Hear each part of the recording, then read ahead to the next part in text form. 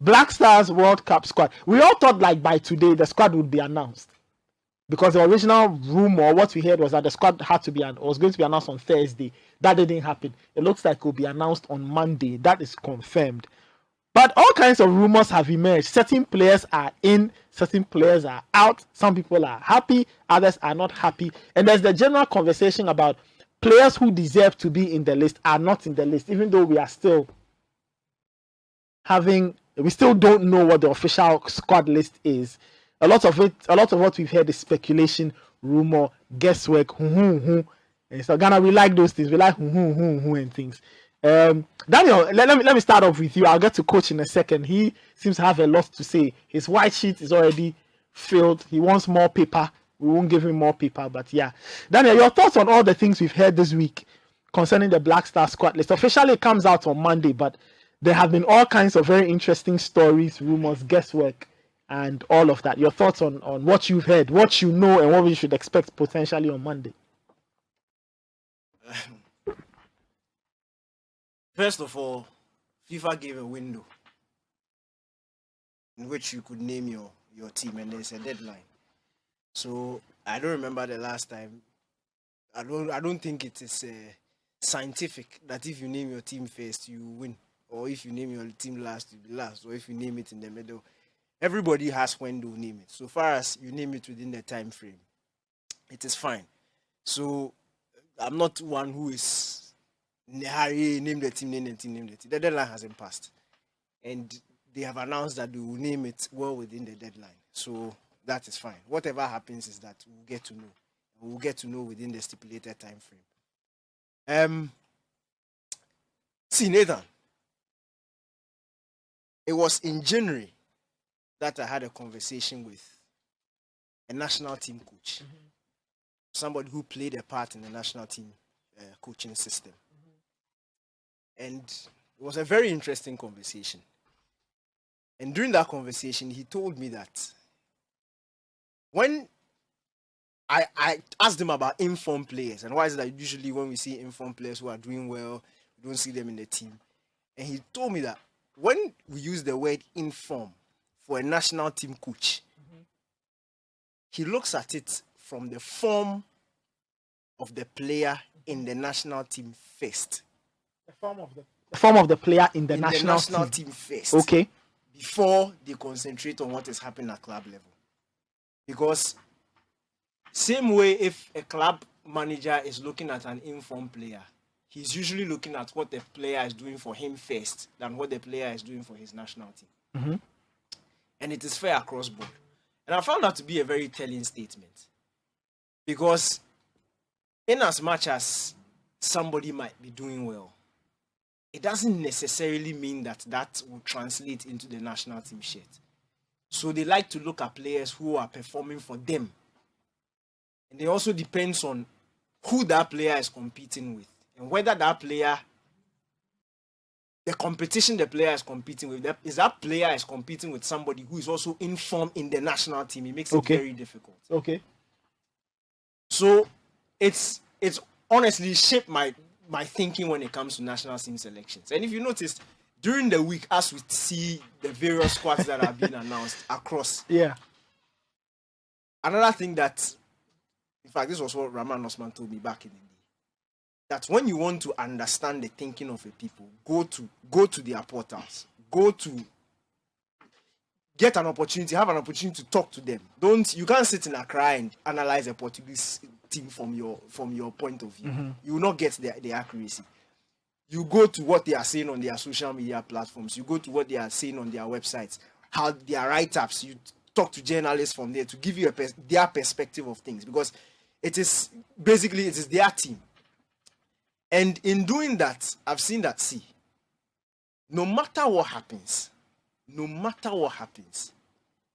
nobody will name a 26-man squad that everybody agrees with. No matter what. There was uproar in Brazil as to why Gabigol was benched for Martinelli. They didn't understand. People just don't understand. When you look outside Brazil, if you are looking at pure numbers, you are looking at Richarlison, who's made a team, and he's not scored a league goal this season. Firmino has scored tons of goals this season, but doesn't make the team. So does that mean it wasn't on merit? But then when I think about what the national team coach told me, and I look at the form of Richarlison in the Brazil shirt, it makes perfect sense as to why he has 0 league goals this season, but he's the first centre forward that was picked. The last time he played for Brazil, if I remember correctly, he scored 2 against Ghana. He also Tunisia. played well against Tunisia. Tunisia. And he's been He given the scored number against 9. Tunisia again. Yeah. So these are some of the things that have shaped my thinking. Let's go to specifics. We heard during the week that Jeffrey Schlupp had been dropped. And it was more or less confirmed by the outburst from one of the guys in his camp. And that just cemented the fact that he's been dropped, because that guy will not start hailing these things if clearly he wasn't disappointed about something. And I asked myself this question. Look, from what I know, he had made himself available for selection after a while. We all know he had a small friction between himself, the team, whoever it was, head coach, GFA, whatever it is. But that was sorted and he made himself available. When he made himself available, I understand that you don't make yourself available for a World Cup. You make yourself available for Ghana. Now, as part of making himself available, he wanted to play a certain position, and that is midfield. Now, let me start by saying this. I haven't done a YouTube video where if I was the coach, I would take Jeffrey Schlupp. Okay. Purely based on footballing reasons, I'll take Jeffrey Schlupp. I think he's brilliant. He's done well for his club side. And in his club side, he's shown us his versatility. He's early in his days, he was playing left back. He can play left wing. He can play central midfield, which he's playing now.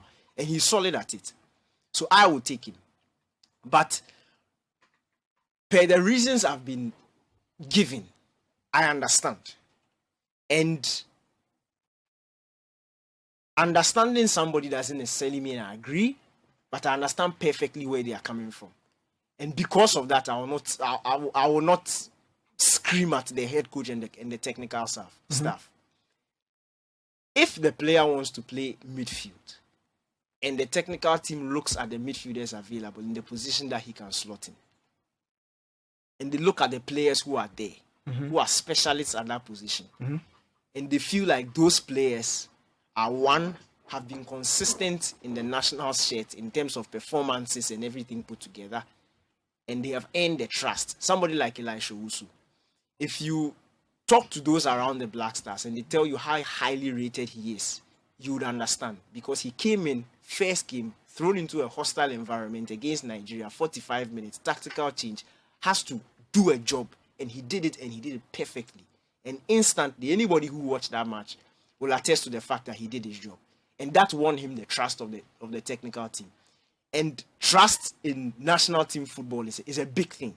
It's a big thing, and it's very telling when you look at all the national team callers that have been made. Memphis Depay today, how many minutes has he played for Barcelona this season? Van Gaal himself in the press conference admitted that he will not play the first game because he's not fit. Janssen will play, but then Depay will come back. That is trust. That is not form. That is trust, and it is a trust that has earned him a place. So trust is a big thing.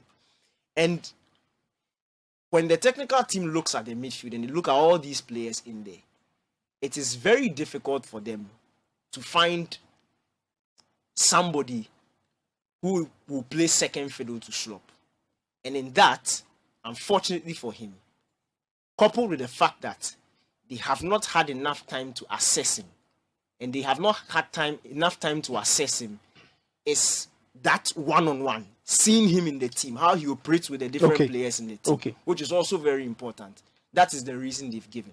As I said, I perfectly understand. If I was a head coach, I would take him. But because of, I think he has enough experience in terms of football. But then again, when I look at how delicate national team football is and how these tiny, tiny details can make a huge difference, I sort of understand them. Now, another thing is the posture. We always talk about respecting our national team. If we respect our national team and remember some of the mistakes we've made in the past, I will not condone somebody coming into the team and expecting to go to the World Cup. It is nobody's right. We will condemn it if player A does it. So we have to condemn it when player B does it. It is nobody's right to go to the World Cup. That is simply that chance or that honor of having the opportunity to represent the country at the World Cup. It lies in the hands of the coach and the technical team. If they decide that, unfortunately, you don't fit their criteria, you respect it. It's painful. You are not the first person to be dropped. You will not be the last person to be dropped. It is painful. But there's a way you go about it. And I won't condone it. Because look, there are guys who have been dropped who traveled to Zimbabwe to help the team. They traveled to Nigeria to help the team. They played their hearts out. They trained. They did everything. And they are not going on the plane to Qatar. But they are not even behaving like that. Or they don't have that expectancy to be in the team. Making the Ghana team should be a privilege. And it should cut across. We all know that Partey will go. But when Partey wears that shirt, he should play like he's being given a great opportunity because he's representing us.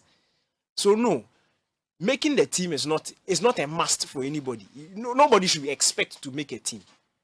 If the coach has given you a reason, whether you agree with it or you don't, and especially if you had an opportunity to correct some of the things that he put in your face, that this is why I'm not taking you, and you didn't take that opportunity, then it's your own fault. And if you decide that you don't want to play again, it's you. Second of all, is the second one is Joseph Paintsil. You've also heard that. The one that's caused a lot of consternation. And here is where I'll be consistent. It might be controversial, but everybody across this table knows where I stand. Onward. And we I like disagree with him. you. Oh, you disagree with me, but I don't mind. It's my opinion. I like him. He's exciting. But if I'm going to a tournament and I look at the options that are there, personally, unless my system is going to suit him, and unless my system is going to be centered around wingers, I won't take him. You don't think Otuado's system is built on wingers? Let me ask you a question. We're going to do a back three, heavily reliant on wing backs. He's a left winger. Okay, right-footed player who plays on the left player side. who plays on the left. We've seen him at club side play occasionally on the right. But at least from what I see, first of all, when it comes to his national team performances, he's not really impressed me. He seems very rash. Yes, he's getting the numbers at club level, but I don't know why he can't translate that into national team football, and it's something that really disturbs me. When I look at guys who've come in, and you see, when you listen and per the information I got, the two players that were on the line, both were wingers. I understand why the technical team took player A over Joseph Paintsil. But you see, I'll say it again. It's painful because per his club form, he's the best. Yeah. By far. He outclasses everybody when it comes to club form. But then again, the reason why I'm not screaming, the reason why I'm not shouting at this decision that looks like it is final, is because of what I was told in January. Mm-hmm. And it, frankly speaking, look, it has shaped me, because when I translate that thinking across all the national team call-ups I'm seeing, it makes sense. Mm-hmm. That is why Maguire is there. Maguire's club form doesn't. Tomori should have made it ahead of him. If you are looking at meritocracy, yeah. But Maguire gets Maguire is there. Tomori doesn't. Tomori doesn't go. Look at the Dutch call up today. Sven Botman, who is playing for Newcastle, brilliant last season in the Dutch league, brilliant this season in the Premier League. Some way, somehow, he's not there because Van Gaal has gone with players he trusts. Stefan de Vrij has been what's his name? Louis Van Gaal's guy since 2014. He even wanted to bring to Man United. He's loved that boy since. There's no way. He's not even playing as regularly for Inter now. Inter will think of getting rid of him and but he will go because he understands Van Gaal. He understands the system. He has that experience going into the competition. And you see, when you also talk to players in terms of temperament, World Cup temperament, there's this interesting story, Stephen Appiah, 2006, Black Stars against Brazil. Yeah. When the players were shaking in the tunnel. Very good, talented players. But they looked across them, 6 feet across them. They were looking at Roberto Carlos, Ronaldo, Ronaldinho, Adriano. Afu, Like, you who can are these mention guys? Dida. You can keep And going. everybody was shaking until Appiah walked down the tunnel. And he was joking and laughing with the Brazilians. And they saw that, so the Brazilians are human after all. If Capito knows them and they are playing with him and they are hitting and they are laughing, he's human after all. So sometimes it's not just your talent. Temperament. There are so many things that go into national team colours. And for me, my bottom line is whatever team Otuado is choosing, the only thing I ask, I don't mind if he goes for player A, player B. The only thing I ask him is to choose players who you know and your technical team knows very well that will fit your system and you are 100% convinced that these are the guys who can get you results. If not, and you do it for any other reason, I'll fault you. But once your reasons make sense, from where I sit, I will hope and pray that you get the results. As long as you are convinced, not as somebody and you are taking somebody because of something. As long as you are convinced that in this World Cup you are going, the teams you are going to face, how you are going to play them, these are the guys who can fit, these are the guys who can get me my results. I'll not fault you for it. Because frankly speaking, the fire is there everywhere. It is on Portugal. In fact, let me just drop the Portugal agenda so that people understand. I was telling Susu them yesterday, they thought I was lying. The agenda in Portugal is that the IFA boss, the head coach Fernando Santos, and George Mendes, the super agent, they are in bed. They are sleeping together because the players, they just use their national team to parade George Mendes players to help him get deals. Now, the 26-man squad they've released, 18 out of the 26 are represented by George Mendes. And the people are pissed. No, because I was scrolling on Twitter. The first time they were sending it to Daniel. Yeah. Because we spoke about every country. Then they and when you look at them player by player, from where we are sitting, they are quality players. Yeah. You get me? So, that's what I'm saying. Everybody has their reason. But for me, once your reason is pure, once it is sincere, once it is true, based on your system, based on your tactics, based on what you want to do, I 100% support you. If not, that is when I'll have a problem with you. Great, Daniel. Thank you.